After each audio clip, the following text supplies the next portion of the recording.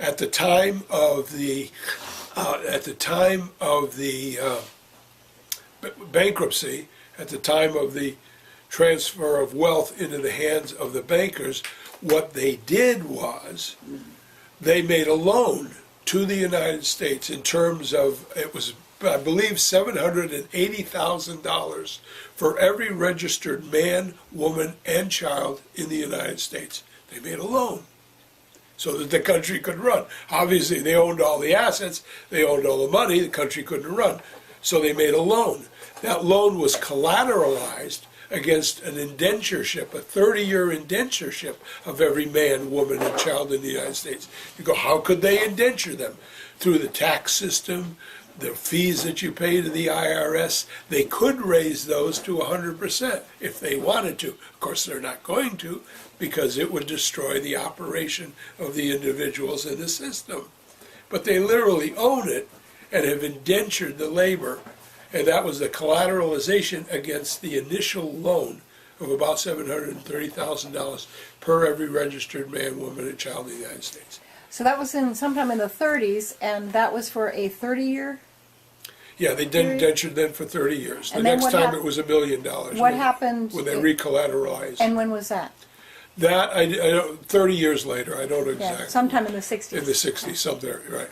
Dates I'm lousy with. Okay, I'm not no, real not a good problem. with dates. But so, But what here, go ahead. No, go ahead. Here's what? Here's the essence of the whole thing. As I study these various things, I go, oh, how evil, oh, how this. And it isn't. It's brilliant. Based on their mindset, the idea that it is their duty and right to control the rest of the world.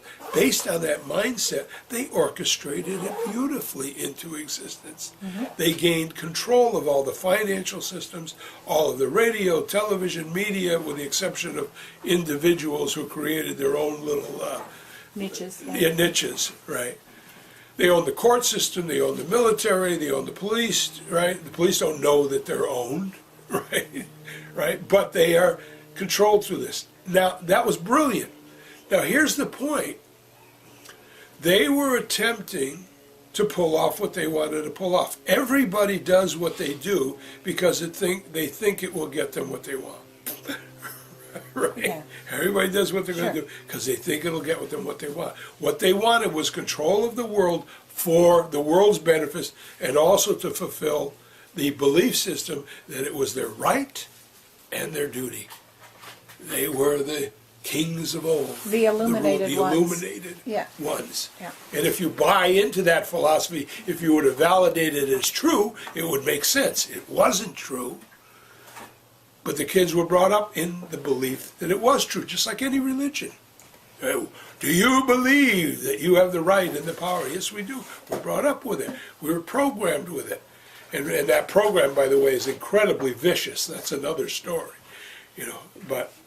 But here's Can you take like a minute or so talking about the programming? Oh, I don't. That gets into such esoteric things. But they were mind control slaves. It was done with drugs, pain, drugs, hypnosis, all sorts of. Even the kids were even to some degree drugged and tortured in the womb.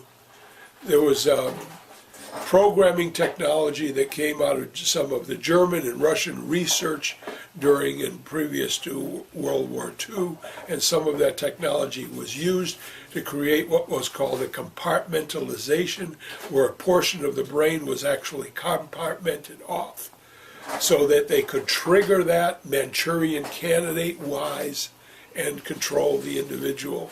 In other words, they didn't have conscious ability to run out the programming. It was literally built into the dendrite structure of the brain. So are you saying then that the parents program their own kids? Absolutely. This is not pleasant. It is not it's some very, very nasty stuff. And that doesn't mean that all these people are nasty. Some of them are really humanely oriented. But some of them are very nasty.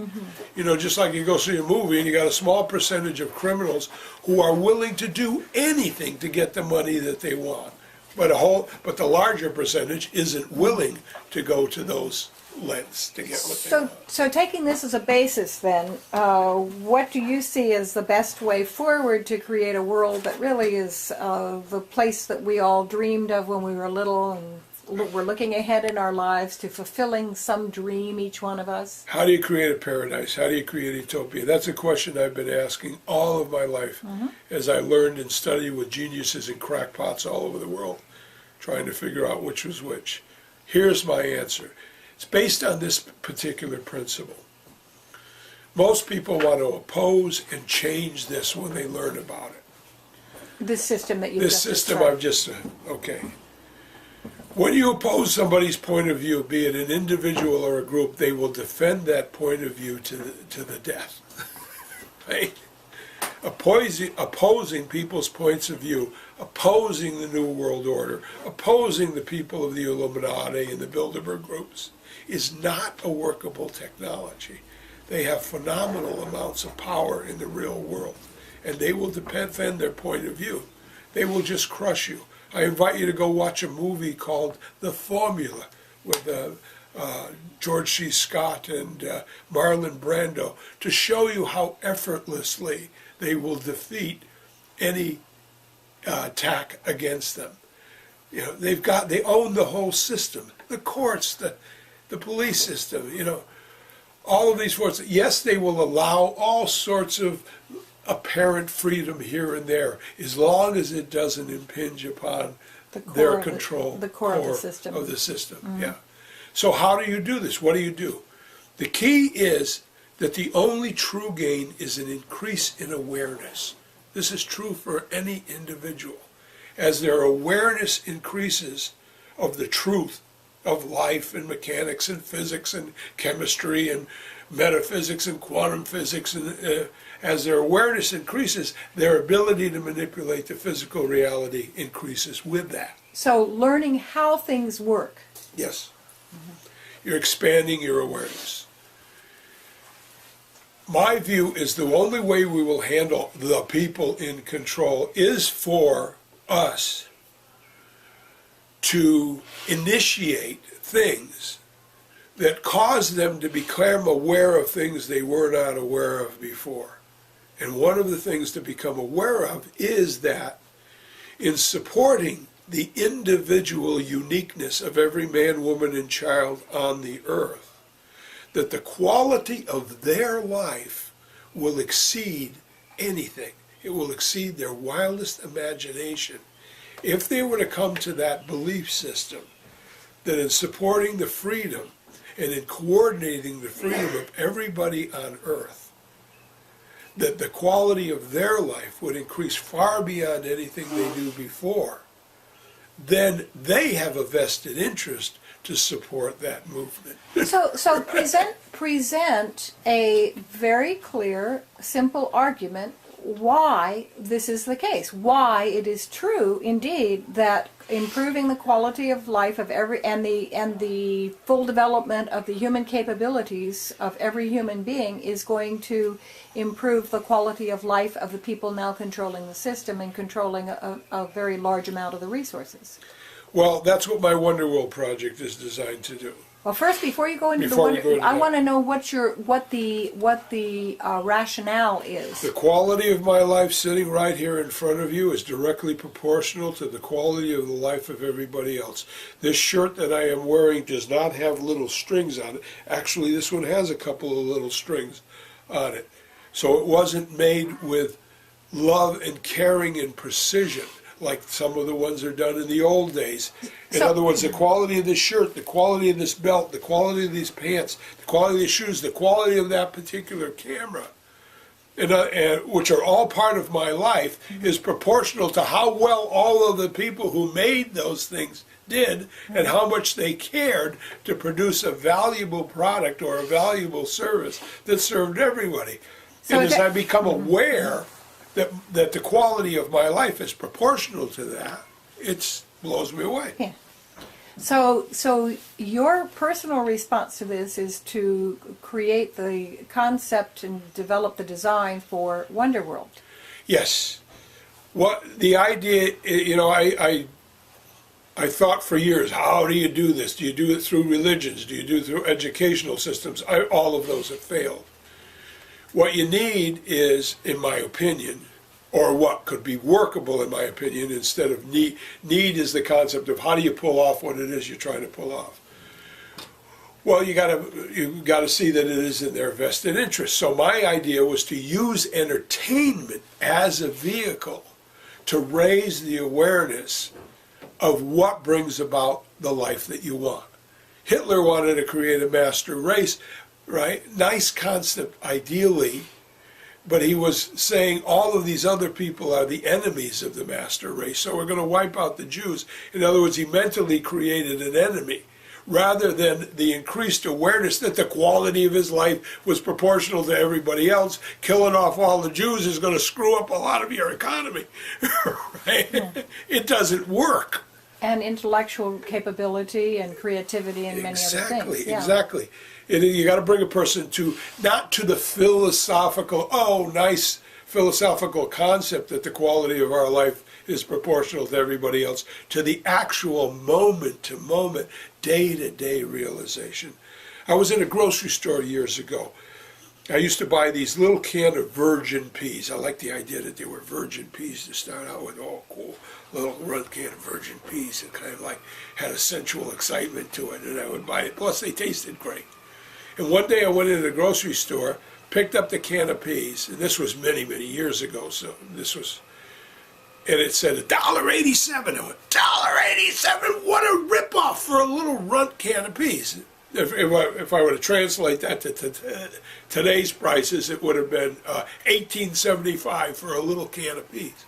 I was outraged. I went running around like a madman in the store trying to find a manager to dramatize how unethical this was to charge this amount of money for this little runt can of peas. Well, I couldn't find anybody, and I started talking to myself. One part, the good part, and the good John and the bad John. It was sort of like the old devil on one side and the angel on the other side. The angel was going, John, you're upset. I go, yeah, I am upset. Of course I'm upset. $1.87 for this damn can of peas. But John, you're the one who's upset. Yeah, well, John, do you really want to be upset? Of course I don't want to be upset, but I got to be upset because $1.80. And I kept going back and forth. And finally the good voice went out and said, okay, good, I don't want to be upset. And the good voice asked this question: what did it take to put this can of peas on the shelf? And I went into a meditation. I saw farmers in bed, comfortably under the covers, and a rooster starts screaming. And they got to get up out of bed, and they got to go out, and they're going to hoe the ground, and they're going to handle the disease, and they're going to handle the bugs, and then it expanded into people getting ore out of the ground, and then that ore being geniuses working out how to transform that ore into tin, and then the machines that were made to make the tin cans, and then the designs of the Jolly Green Giants who advertised the thing, and then there's the truck drivers who are delivering the cans and it went on and on and on, like thousands and thousands of images. And then all of a sudden I came back in the present time in the grocery store with a can of peas in my hand at $1.87, looked at it and went, my God, what a bargain. Right? And I was thrilled to pay $1.87 because I saw all of the contribution, that the quality of all of these people contributed to that, me having this succulent can of virgin sensuous peas. So tell us now about Wonderworld. Okay. Wonderworld is billed as a living invitation to make life wonderful, coupled to all the know-how to pull it off. Literally, it is entertaining people into how wonderful life can be. Disneyland is promoted as the happiest place on earth because people go there and they get happy. It's beautiful, it's clean, it's a dramatization of all kinds of music and aesthetics and beautifulness and landscaping, and it's a reflection of an ideal life. Wonderworld takes that to another quantum leap. It entertains people into the idea of what paradise would look like. It enables them to actually experience what paradise would be like. at a quantum leap from Disneyland. It's designed to be the next quantum leap in theme parks. And not only does it entertain, inspire, enlighten in that order, but it also provides a connection to the know-how that enables people to fulfill their dreams for the benefit of themselves and everyone else.